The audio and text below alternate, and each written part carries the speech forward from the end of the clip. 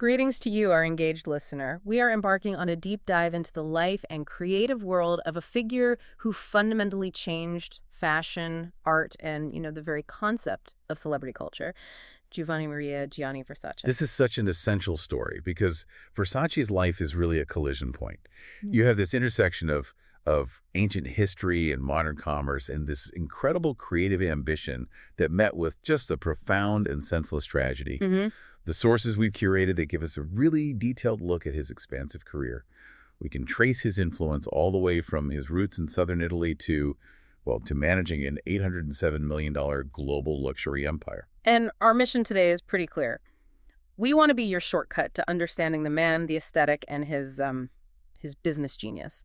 We're going to be extracting the crucial details of his brazen style, his strategic decisions, and also the enduring ambiguities around his final, shocking days in 1997. And we are focused entirely on synthesizing the factual material we have. Exactly, offering context and analysis along the way. What's truly fascinating about Gianni Versace is the sheer breadth of his creative practice. He wasn't just a dressmaker. I mean, he was a master tailor, a production designer for some of the world's most prestigious stages, and an avid art collector. His knowledge of history was encyclopedic. A true polymath. Yes. His life is a study in creative velocity. But, and this is important, we have to approach the facts of his death with the gravity and solemnity that's required for a victim of such unprovoked violence. Absolutely. Now, before we jump into the details, there's one small thing we need to settle that really speaks volumes about his connection to Italy, and that's the pronunciation. Ah, yes. The preferred pronunciation, and the one that's closer to the native Italian, is Vrsace, not the common anglicized version, Vrsace. And it seems like a small detail, but it really emphasizes the authenticity of his Italian foundation. That foundation defined his entire design ethos. It's where everything started, and it's where we have to begin. Our roadmap for this is, first, will take us through his Calabrian roots to establish those intense classical influences that shaped his perspective. Right. Then we'll move into the creation of his famously defiant fashion empire, and we'll explore his immense artistic collaborations that went way outside of just clothing. And finally, we'll analyze the facts and the lingering ambiguities surrounding his murder and his enduring legacy. Okay, let's unpack this. To really understand the genesis of the Versace aesthetic, the gold, the columns, the sheer boldness, we have to start in the deep south of Italy. In Reggio Calabria, Gianni Versace was born Giovanni Maria Versace there on December 10th, 1946. And this upbringing was absolutely critical. Reggio Calabria is just steeped in history. The sources really stress that ancient Greek history isn't just in museums there. It literally dominates the landscape. It's everywhere. Right. So for a young, visually attentive artist, growing up surrounded by the ghosts of Magna Graecia, it meant that classicism was just an inherent part of his visual vocabulary. It wasn't some intellectual study he had to do later. Precisely. And his formal education reflected this. He studied Latin and ancient Greek at the Liceo Classico Tommaso Campanella. Uh-huh. Now, he never actually finished the course, but that intellectual immersion in antiquity, in epic poetry, rhetoric, classical sculpture, that provided the underlying structure for his, famously chaotic and vibrant designs. That's a great point. He was blending the rigor of a Greek temple with the sensuality of a Roman fresco. Exactly. And before he even committed to fashion, his initial interest was in architecture. That detail is so important because it explains the structural precision you find even in his most flamboyant dresses. I mean, architecture requires you to understand how form relates to the body, how materials bear weight, and how to create spectacle through scale. All things he did in his clothing. And then, of course, we have to talk about his first apprenticeship. He was deeply, deeply influenced by his mother, Francesca. She ran a highly successful dressmaker's business. He literally grew up watching the construction of garments from the inside out. And this wasn't a small operation. Not at all. His mother's business was significant. It employed up to a dozen seamstresses. This wasn't hobby crafting. It was a small commercial production house where he learned hands-on construction techniques. These were skills that many other designers of his generation, frankly, never mastered. He grew up with his elder brother Santo and his younger sister Donatella. But the family history also holds a significant tragedy that we have to note. An older sister, Tina, died at the very young age of 12. Yes, from an improperly treated tetanus infection. And while that's not directly tied to his career, of course, a loss like that inevitably shapes the emotional landscape of a family. It perhaps drove that intense focus and closeness that the remaining siblings always shared. That family cohesion proved foundational. Gianni absorbed the technical skills from his mother, and then at age 26, he made the decisive move. He went to the commercial hub of Milan to work strictly in fashion design. It was a huge jump, but his skills were immediately transferable. And it was not a slow climb. He found immediate, high-level success. By 1973, which is just 4 years into his Milan career, he became the designer of Byblos, Which was Jenny's very successful youthful line. So this showed he could operate within established structures, but also inject his own energy. and that energy was clearly experimental. In 1977, while he was still working for the parent company, he designed Complis, which was an even more experimental line. So this period was effectively his laboratory. It allowed him to test the boundaries of color, cut, and structure before he bet entirely on his own name. The moment of that independent launch finally arrived in 1978. Versace presented his first signature collection for women at the Palazzo della Permanente Art Museum of Milan. And that choice of venue, an art museum, that was a statement in itself. It positioned his work immediately as something beyond just mere clothing. This was swiftly followed by his first official fashion show and the opening of his very first boutique on Milan's Via della Spiga. And that boutique opening was the formal declaration of war on the conservative fashion world. From that moment on, the designer who had synthesized the technical rigor of his mother's workshop with the historical sweep of Calabria was ready to revolutionize the global industry. And he was going to do it through pure, unadulterated maximalism. The period right after 1978 saw Versace go from a promising Milan designer to an international phenomenon. But unlike so many of his peers, his success was founded on a very distinct philosophy: defiance. His work was an explicit rejection of the prevailing fashion mood, especially in the early 1980s. At that time, many successful designers, they favored minimalism, muted colors, a kind of clean, almost aesthetic simplicity. And Versace just threw all of that out. Completely. He employed vivid, clashing colors, bold prints that sometimes bordered on the garish, and cuts that were aggressively, overtly sexy. His aesthetic was famously defined as combining luxurious classicism with overt sexuality. And that fusion was inherently provocative. It was high culture, the study of Roman drapery, inspiration from Byzantine mosaics, but applied to clothes that celebrated the body without any apology. And this generated both immense acclaim and, considerable moral criticism. Which brings us to his defining principle. It's captured in this brilliant, audacious quote: "I don't believe in good taste." That statement wasn't just flippant. It was a manifesto. It reflected his brazen defiance of the rules of fashion. He believed in personality, in drama, in luxury, not in the dull confines of what was just considered correct. That defiance created one of the most intellectually interesting rivalries in the luxury market. The sources reference that widely repeated saying about his competition with fellow Italian titan Giorgio Armani. Right, Armani dresses the wife, Versace dresses the mistress. And that saying, while it's simplistic, it perfectly encapsulated the philosophical divide. Armani represented sophisticated, tailored power, the establishment. Whereas Versace represented unleashed, visceral, often scandalous glamour. The mistress aesthetic, in this context, it wasn't about fidelity. It was about the freedom to be flamboyant, to demand attention through sheer visual force. And that visual force came directly from his studies. He didn't just like history, he was actively researching it. He drew heavily from so many historical periods, sometimes all within a single collection. Classicism, the elaborate ornamentation of Byzantium, the opulent drama of the 18th century, the sleek silhouettes of the 1920s and 30s. It was all in there. This was where the genius truly lay, in the appropriation and the recontextualization. He didn't just copy history, he mined it for visual intensity. You think of Ravenna's intricate gold mosaics, which he then translated into these complex woven patterned silks. Or the way he reimagined the structured folds of Roman drapery into flowing, yet precisely constructed evening wear. It was masterful. And the most immediate, recognizable link to his Southern Italian heritage, to that Greco-Roman world, is the branding itself. The company's powerful symbol is the Medusa head logo. Why Medusa? Well, the Medusa head, which he adopted in 1978, it symbolizes power, beauty, and fatality. In mythology, if you look at Medusa, you turn to stone. For Versace, it was meant to symbolize that if you wore his clothes, you would be so alluring and powerful that people would just stop and stare. They'd be unable to look away. It's an inherently dramatic, almost dangerous choice for a corporate logo. Perfectly aligning with his defiance. And when you pair that with the recurring Greek key motif, that geometric border pattern called the meander, the brand visually solidified its claim to classical luxury. But the paradox is that this classicist also adored pop art. He was not trapped in the past at all. His contemporary art influence was profound, especially on his graphic prints. They were so bold, colorful, and instantly recognizable. And they were based heavily on the work of Roy Lichtenstein and Andy Warhol. We see specific collections dedicated to this.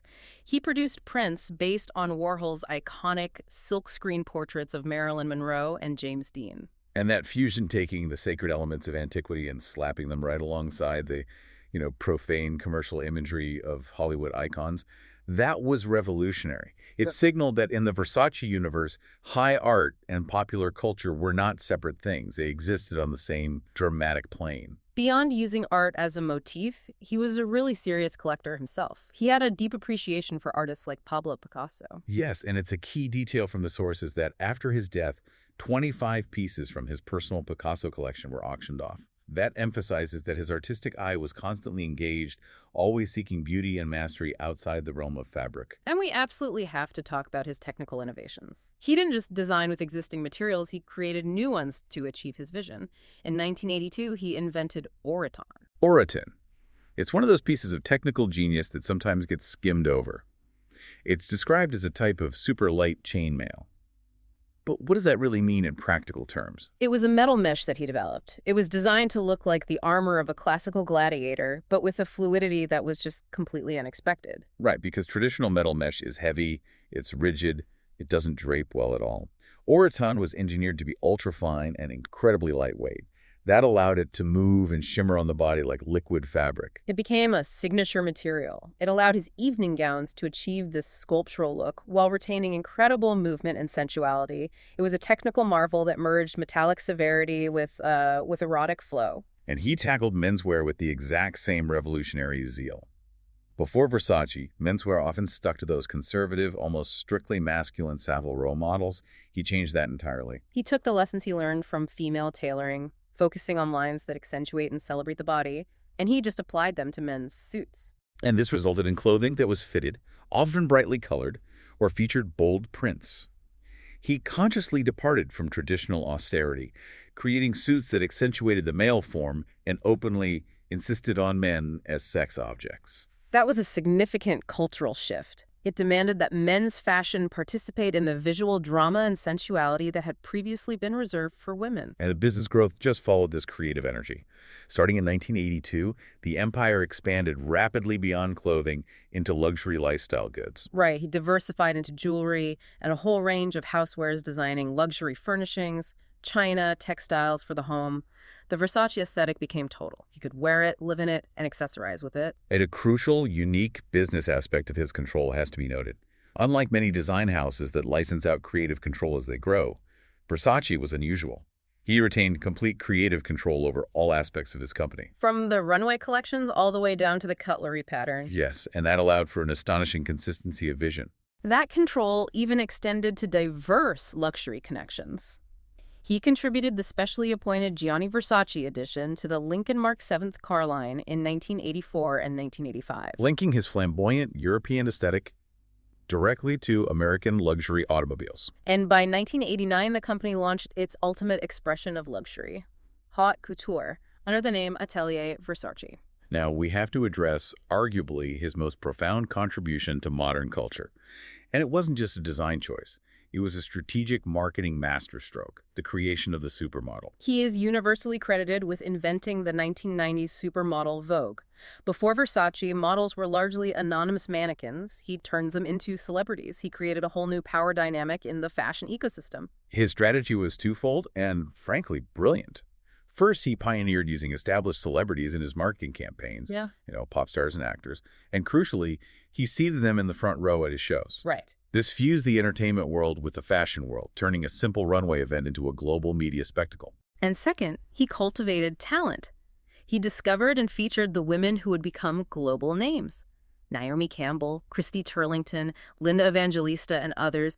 He didn't just hire them, he made them stars. He treated them less like employees and more like muses and collaborators. Yeah. He elevated their status from models to true global icons, recognized just by their first names. And it was strategic brilliance because his bold, defiant clothes, they required personalities of equal magnitude to pull them off. And this immense, globally diversified operation was all anchored by family. From the start in 1978, the company was a true sibling collaboration.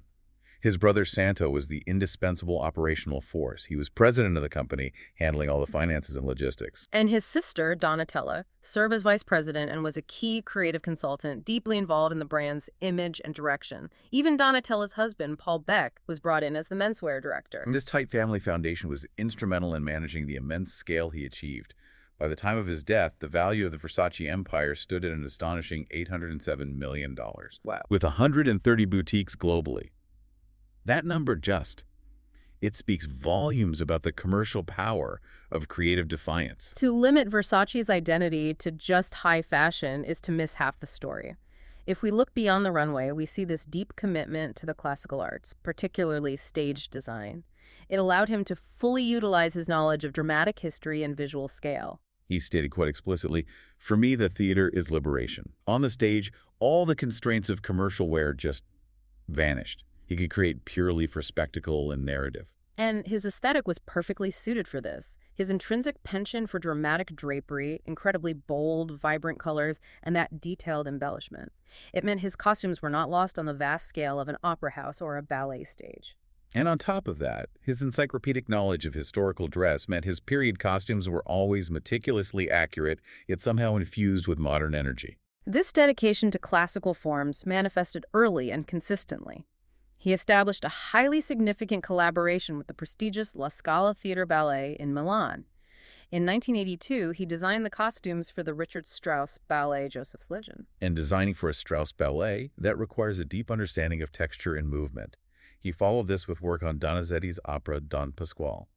These were not side projects. They placed him firmly within the classical establishment. Right. It proved he could master not only the fleeting runway, but also the enduring stage. His partnership with the choreography master, Maurice Béjart, was particularly extensive and deep. He designed costumes for no fewer than 5 Béjart ballet productions, including Dionysos in 1984 and Leda and the Swan in 1987, both highly dramatic mythological works. The list of collaborations really speaks to his range. Malraux ou La Métamorphose des Dieux in 1986 and Chaka Zulu in 1989 were also part of his work with Béjart. This extensive body of work just showcases his ability to translate classical concepts, mythological themes, and African history into dynamic, wearable stage art.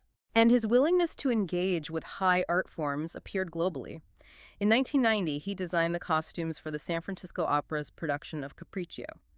This movement between Milan, Lausanne, and San Francisco established him as a global artistic collaborator. It solidified his reputation as an artist whose vision transcended the pure commerciality of fashion. But just as he fused antiquity with pop art in his clothing, he blended high art collaborations with mass pop culture iconography in his costumes. He was the designer of choice for musical royalty. The examples are just iconic.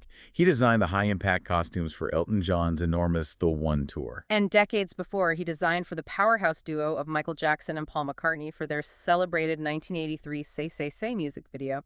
That cemented his status as the person who could give megastars the visual drama they demanded. His screen presence extended far beyond celebrity costumes. His designs were a defining visual element in many films of the 1990s. You think of the exaggerated, bold costumes featured so prominently in Judge Dredd and the famously lavish, often criticized Showgirls. Both released in 1995.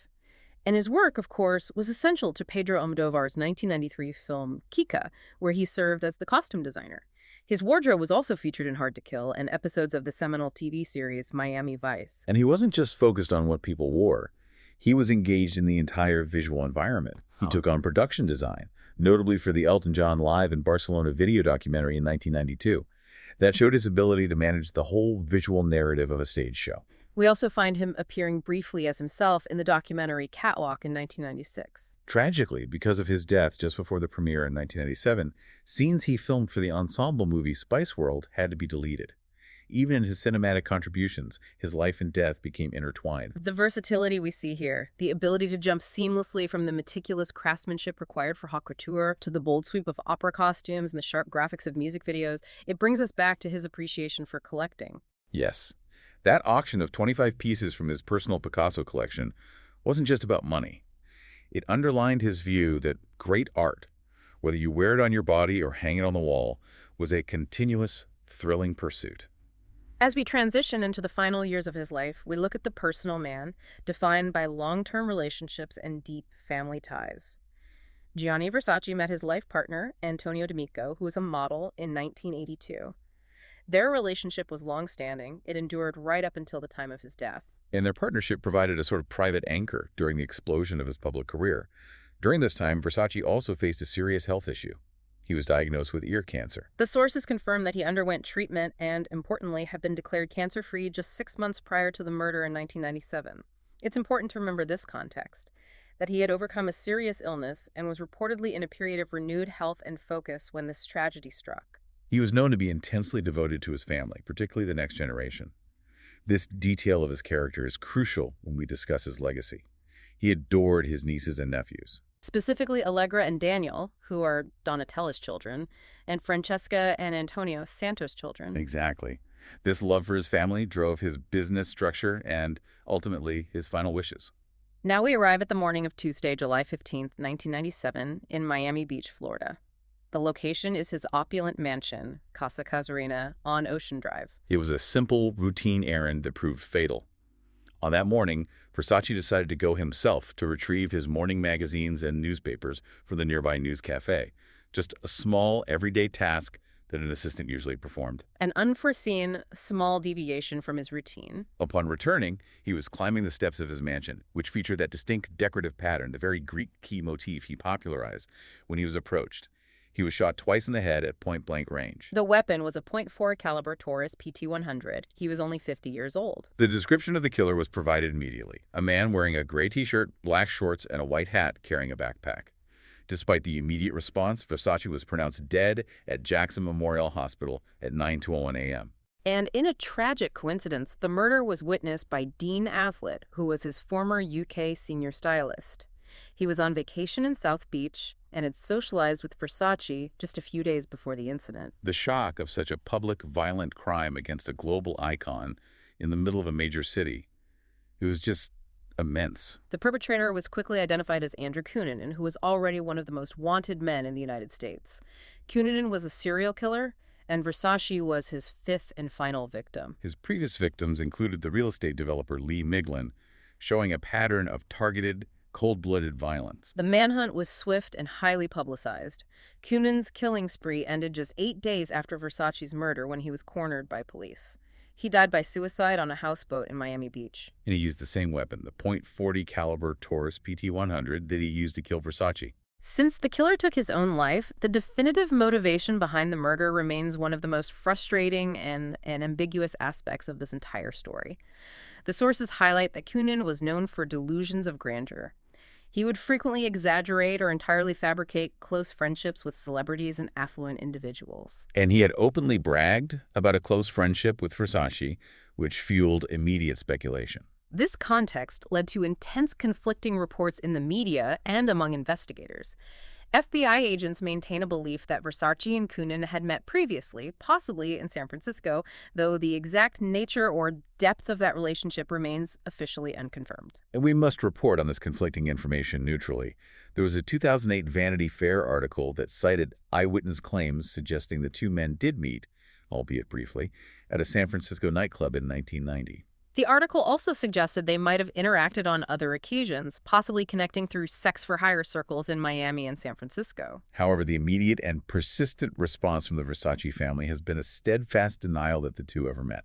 Given the sensitive nature of the information reported in the media and the ongoing pain for the family, it's critical to acknowledge that this contradiction exists within the source material. We just have to present both sides. Ultimately, as Miami Beach Police Chief Richard Barretto stated at the time, investigators may never know the precise answers as to why Versace was killed.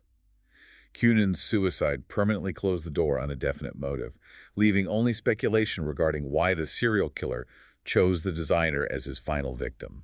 The impact of his death on the world was immediate and profound. Versace's body was cremated, and his ashes were returned to Italy. They were interred in the family's estate near Cernobbio, buried in the family vault at Moltrasio Cemetery near Lake Como. And the scale of his cultural influence was just undeniable at his funeral liturgy, which took place at the Milan Cathedral. It was attended by over 2,000 people. It was a gathering of global figures that included Princess Diana, who would herself tragically die just weeks later, Elton John, and many of the supermodels he created, like Naomi Campbell. Following this tragedy, the family had to move swiftly to secure the future of the massive, successful empire. In September 1997, just 2 months after the murder, the succession plan was formally announced. This ensured the company remained stable and family-controlled, honoring Gianni's own operational model. His brother Santo was appointed the new CEO of Gianni Versace S.p.A. He provided that essential financial and logistical rigor the company needed to stabilize. His sister Donatella, already a key creative consultant and vice president, officially stepped into the role of the new head of design. A huge challenge to continue the brand's creative direction. A monumental one. And a key part of his personal legacy was how he structured his will. It really demonstrated his deep affection for his nieces and nephews. Versace left a staggering 50% of his fashion empire to his niece, Allegra Versace. She inherited her stake, which was valued at approximately $500 million when she turned 18 in 2004.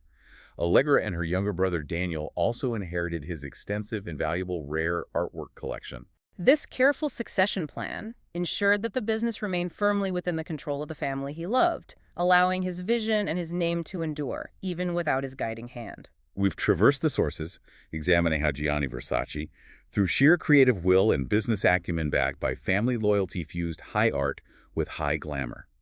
He challenged the established norms of taste while building this massive, diversified luxury empire. The speed of his ascent, from an apprentice in Calabria to a global icon in just 20 years, and the shocking, unresolved manner of his end, they're now permanently linked to his legacy. His work didn't just define the 1990s aesthetic. It created the blueprint for how fashion, celebrity, and commerce would interact in the 21st century. His story has achieved a powerful, tragic immortality. Right. It continues to resonate deeply in popular culture decades later. And we see evidence of this in the fact that his life and death were the subject of that high-profile drama series, The Assassination of Gianni Versace, American Crime Story. And he continues to be referenced in music and media, like in the lyrics of Eminem's song Criminal. It's noteworthy that despite his lifelong philosophy of brazen defiance, the establishment ultimately did embrace him. He received high honors during his life, including the American Fashion Oscar on February 1st, 1993.